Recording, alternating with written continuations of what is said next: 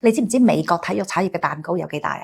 舊年咧4410億美元嘅產值係汽車產業嘅2倍喎，而一場 NFL 超級碗咧就可以令到80個國際品牌爭住投錢，而5年感恩節30秒嘅廣告費就去到800萬美金啦。嗱，再嚟睇英超啊，球迷人均年消費1888英鎊，養活咗60萬個英國工位啊。而反觀我哋國內，舊年體育產值咧都唔夠4萬億，佔我哋 GDP 嘅1.2%，連美國零頭都唔到咯。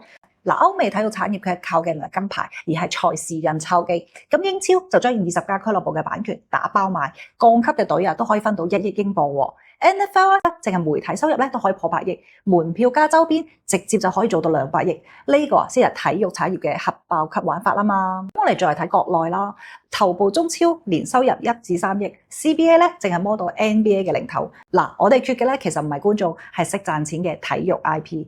川超你火爆可以帶380億消費，蘇超你單場又有6萬觀眾，但係呢啲熱度點樣先至可以持續變現？而家咧政策就兩劍啦，國務院發話2030年要做到7萬億，咁我哋就要學歐美先做3件事喎。第一咧就做 IP， 好似英超咁樣將賽事就當成產品，由村超到國超，每個 IP 咧都有門票啦、轉播啦、周邊嘅3級火箭啦。第二咧就係改結構啦，美國體育服務消費咧佔50%以上，而中國佔11%左右。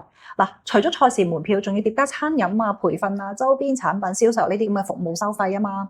第三咧就係學分錢啦 ，NBA 勞資協議就卡死51%嘅收入咧係俾球員嘅，咁而英超咧就用降級保護費嚟平衡呢個貧富。咁國內俱樂部咧，我哋當然要學下北美呢個工資冇加奢侈稅嘅精細玩法啦。